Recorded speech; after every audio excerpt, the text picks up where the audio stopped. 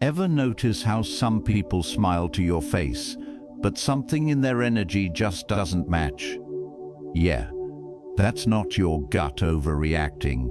That's envy, the silent kind, the smiling kind, the subtle, sneaky, secretly hoping you fail kind. Today we're calling it all out. I'm breaking down types of people who secretly envy you, not with fake positivity, but with raw honesty, a little humor, and some hard-earned lessons from real life. But real quick, if you're into deep insights on Stoicism, self-mastery, and navigating life with clarity and power, you'll love my free newsletter.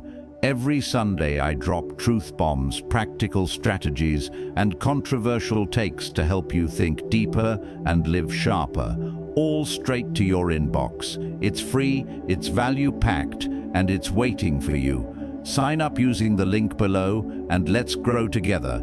And hey, if you're a brand looking to connect with a sharp, engaged audience that doesn't fall for fluff, my email's in the description. Let's make something meaningful. Now back to the tea. Let's talk about the people who love you, just not when you're doing better than them. 1. The coworker who's nice until you get promoted. Let's talk about the coworker who's nice until you get promoted. Because wow, if envy had a LinkedIn profile, this would be it. You know the type. They're your work bestie until you get a raise, a new office, or God forbid, a little recognition. Suddenly, the morning coffee runs stop. The "you got this" texts vanish, and their lol in your group chat gets real dry. It's giving passive-aggressive spreadsheet energy. Before your promotion, they were the vibe. You bonded over annoying clients, your toxic boss, and how underpaid everyone was. You made side eyes in meetings. You shared memes. You ate lunch together. But then you got chosen. And in their head, that meant they got rejected. Now you're not the underdog buddy anymore. You're management's favorite, a threat, an insider. The compliments become backhanded. Wow, they really like you, huh? Or my personal favorite, must be nice to be on their good side. Nah, boo. It's called showing up and earning it. Try it sometime. Let me give you a real one. Years ago, I worked in a creative agency, fast-paced, full of smart people and big egos. I was the quiet newbie, fresh out of school, just trying not to embarrass myself. There was this one coworker, let's call her Chloe, who took me under her wing. She showed me the ropes. She was funny, smart, sarcastic in the best way. I genuinely liked her, but when I started outperforming her in client presentations, the air shifted. The boss started asking me to lead meetings. My name started popping up in company emails. And then came the promotion. I didn't even apply. They created a position around my skill set. Crazy, right? But Chloe, she ghosted me at work, stopped inviting me to team lunches, started spreading little concerns about my leadership style to HR. Things like, she's not very collaborative, or she seems overwhelmed. Wild how quickly we became her. Here's the thing, it's not just about the job title, it's about what the promotion symbolizes. To some people, your win feels like their loss. Your growth reflects their stagnation. Your elevation becomes a mirror they never asked to look into. People can stomach your struggle because it makes them feel secure, but your success, that's a different beast, especially when it challenges their self-image of being the smartest one in the room. Here comes the controversy. You know what no one wants to admit? Some coworkers want you to stay beneath them, not because they hate you, but because your rise reminds them that they've been standing still. And listen, I'm not saying everyone needs to be a cheerleader, but there's a difference between neutrality and undermining, like when they accidentally forget to CC you on that important email, or when they joke about how you're too corporate now, or when they give you just enough info to mess up a deliverable. That's not a joke. That's covert sabotage, dressed up in office casual. Real talk, Workplace envy hurts, especially when it comes from someone you genuinely vibed with. It feels like betrayal, but in slacks. It makes you question yourself. Did I change? Am I being arrogant? Should I downplay my success to keep the peace? Let me stop you right there. No, you shouldn't. Your success does not require an apology. People who truly support you won't punish you for growing. They won't treat your achievement as abandonment. They'll clap, even when it's not their turn. Here's what I've learned. Sometimes you outgrow people, not because you're better than them, but because you're braver. Braver to ask for the raise, braver to lead that project, braver to step into your potential, even when it scares you. And when that shift happens, some people fall away, not because you did something wrong, but because their version of you no longer fits their comfort zone. Let them fall. A word to the Chloes out there. If you're listening to this and feeling a little exposed, maybe you were the one who got salty when someone else leveled up. That's okay. That means you're self-aware, but envy is just unexpressed desire in disguise. So instead of competing, ask yourself, what does their win inspire me to change in my own life? Use it as fuel, not fire. To the person who just got promoted and feels isolated now, keep going. You don't need their approval. You needed the opportunity. Your purpose is not to shrink yourself to make others feel comfortable. Let them gossip. Let them squirm. Let them project. You stay focused. Stay excellent. Stay humble, but never hidden. Because real ones won't get weird when you win. They'll cheer louder. And if no one else is clapping, I am. 2. The X who keeps tabs. Let's talk about the X who keeps tabs. The ones who broke your heart and now monitor your glow-up like it's their full-time job. They don't want you back. Not really. They just want to make sure you're not doing better without them. Controversial take? Most exes don't miss you. They miss the version of themselves that had power over you. You know they're watching. Oh, don't act like you haven't noticed. They're not liking your posts, but somehow they're always the first viewer of your story. They accidentally like a photo from 43 weeks ago and then quickly unlike it. Oops, finger slip, right? Nah, that's envy, with a hint of, I didn't think you'd move on this well. They don't reach out to say hi, but they'll post a vague quote the same day you post a new boo. Some people are just temporary lessons. Sir, nobody asked. True, here's one from my own messy archives. So here's one from my own messy archives. I dated this guy for over a year. Let's call him Jordan. At the time, I thought we were building something real. Turns out, I was building a man while he was busy fantasizing about being single. He ended things by saying something like, I just need time to find myself. Fair. I respected that. I let go. But then, I started thriving. I hit the gym, started a business, glowed up mentally, physically, emotionally. Suddenly, boom, Jordan's back. Not in my DMs yet, but lurking, watching my stories consistently, reacting to my quotes with emojis.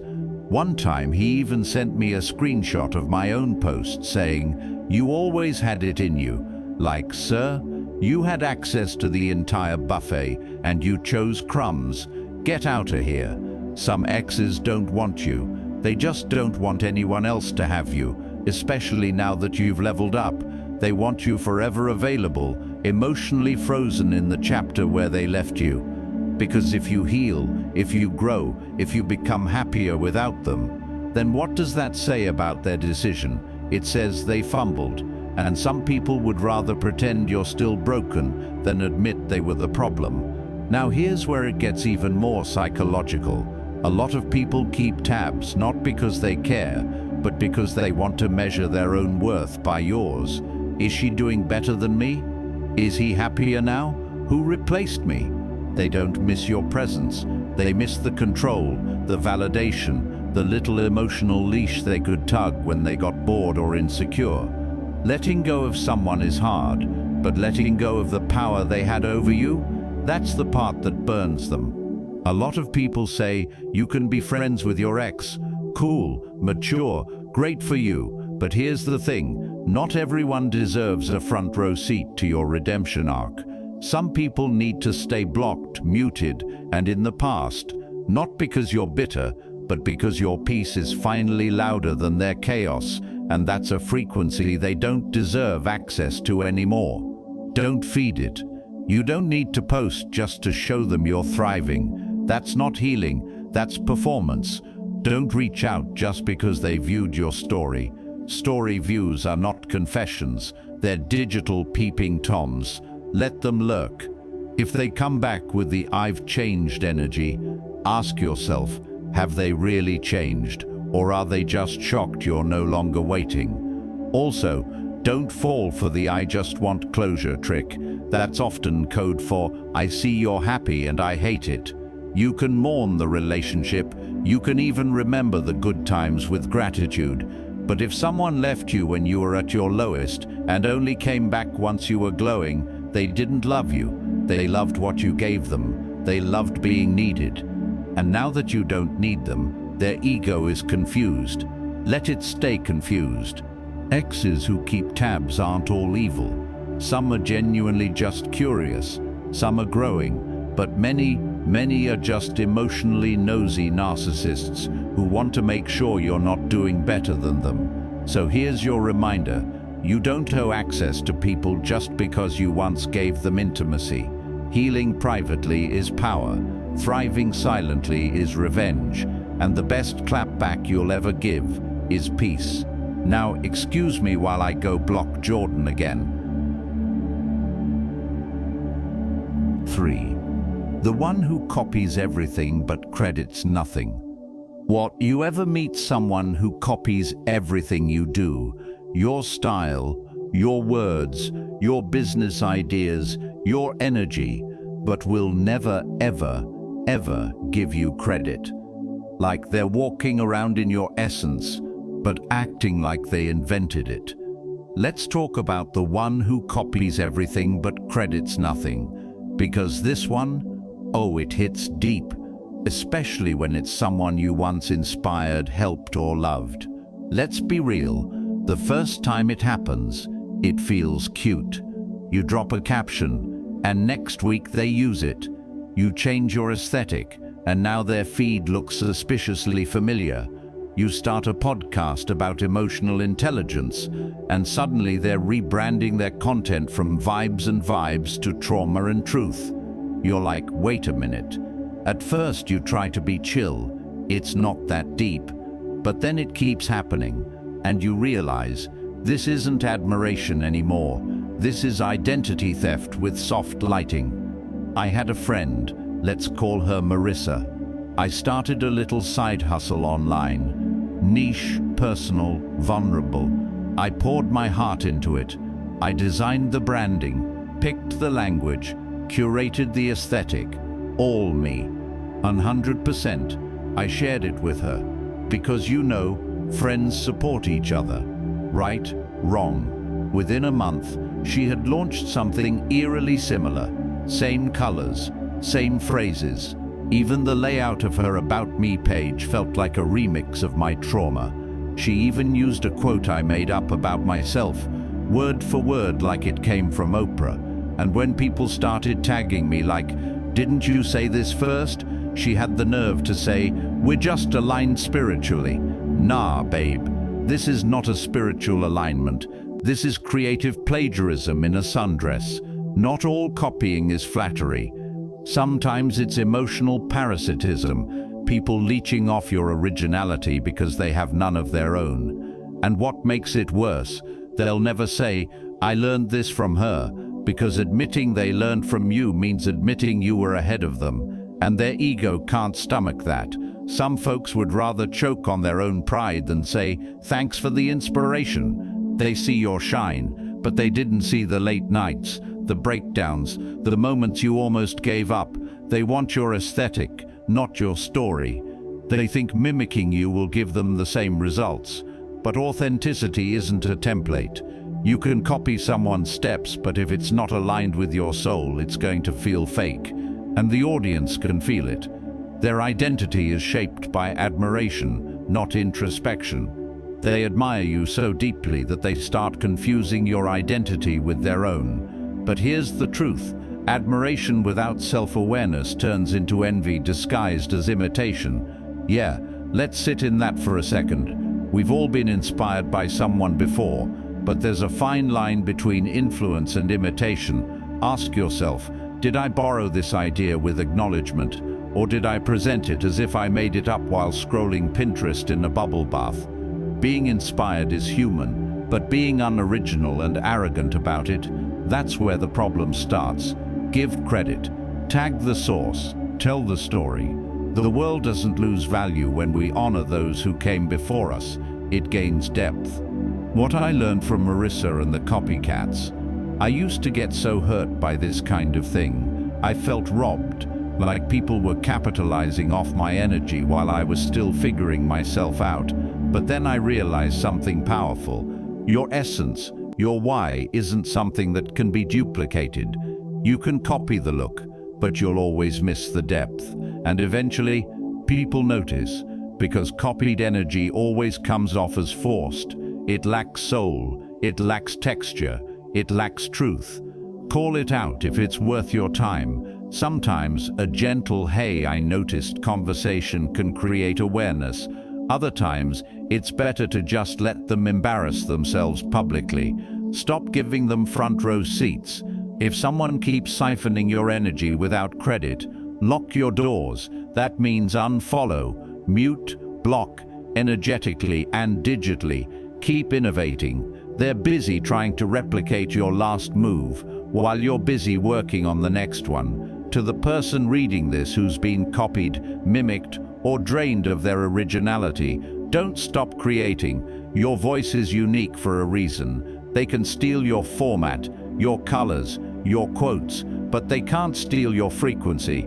They're tuning in from the outside. You're broadcasting from the source. Let them imitate, let them recycle. Meanwhile, you stay authentic, evolving, and 5 steps ahead, because while they're chasing your shadow, you're already becoming your next self. 4. The "I knew you before you were anything" friend. There's a special kind of hater that doesn't yell from the crowd. They sit front row, they clap, they smile, and then they whisper, "I knew you before you were anything." Oh yes, the friend who remembers when, who can't stop bringing up who you used to be, as if your past somehow discredits your present. You know, the one who says things like, "Don't forget where you came from. I was there before all this hype. People don't know the real you like I do. You think it's love, but dig a little deeper. It's not nostalgia, it's insecurity dressed in sentimentality." Let's decode it. When someone says, "I knew you before you were anything," what they really mean is, "I'm uncomfortable with how far you've come without me." It's their way of anchoring you to your lowest version, because that's the version that made them feel secure. That's the version they could manage. That's the version that didn't challenge their ego. I had a childhood friend, we'll call her Tasha. We grew up side by side, same school, same streets, same dream of making it one day, except I chased that dream a little harder. I invested, I sacrificed, I evolved, started building my brand online, started growing, writing, speaking, getting invited to rooms she didn't even know existed. One day, I posted a flyer for a panel I was speaking on, and she commented publicly, "Wow, can't believe little Jess from our neighborhood thinks she's an expert now." The crowd thought it was a joke. I knew it was a jab. See, the problem wasn't that I changed, it's that I changed in a way she hadn't prepared for. And people like that, they'll weaponize your past to downplay your growth. We all want to believe our day ones will be our day forevers, but the truth is, some people only liked you when you were broken, unsure, or behind them, not because they were evil, but because your smallness made them feel bigger. And when you start to heal, glow up, level up, they get stuck trying to figure out, how did we start in the same place and end up on different pages? That cognitive dissonance, it turns into backhanded compliments, passive-aggressive jokes, and subtle sabotage. Be careful of friends who only show up to remind you of your past. They'll bring up your worst mistakes at your highest moments. Remember when you cried over that dude with a busted Corolla? They'll tell new people embarrassing stories like it's a personality trait. They'll get uncomfortable when you set boundaries because the old you didn't have any. And when you finally say something about it, they hit you with, "Oh wow, you've changed," as if change wasn't the point. The phrase "I knew you before you were anything" is laced with ego. It implies that your value just started, that your worth began when other people noticed you, that your journey only matters now that it's visible. But baby, I've been something. Even when I was broke, confused, insecure, I was still divinely crafted and wildly capable.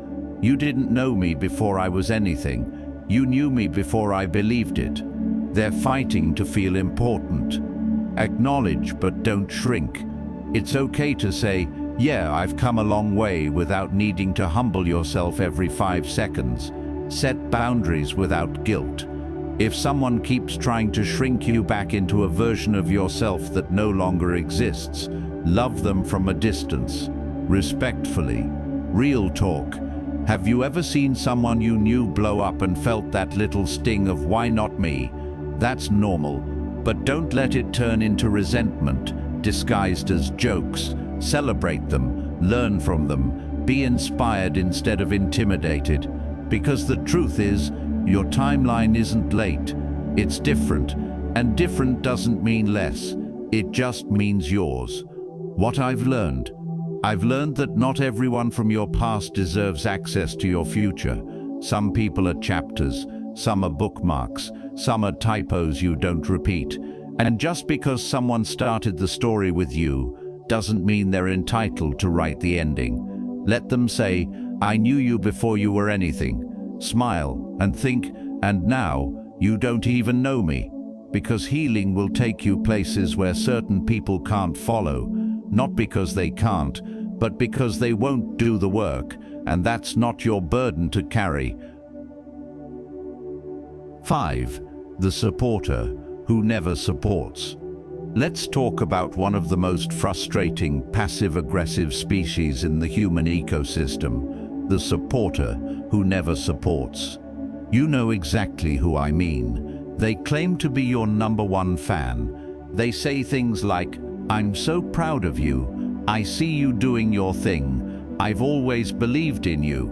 But when it comes to actually clicking a link, liking a post, showing up to an event, or sharing anything that could actually help you grow, they vanish. Poof, gone like your motivation after checking your analytics. It's easy to say you support someone, but if your support doesn't cost you a click, a share, a show up, or a shout out, what is it really? It's fake love. It's social convenience. It's "I want to look supportive" without actually supporting you. And worst of all, sometimes it's envy pretending to clap. Let me tell you about Kayla. Kayla was one of those friends who'd always talk about how she believed in me. When I started writing, she'd send fire emojis on my stories. When I launched a podcast, she said, "OMG, this is so you." When I dropped my first ebook, she said she was definitely buying it this week. She never did, never reposted it, never left a review, never even opened the damn link. And the part that stung?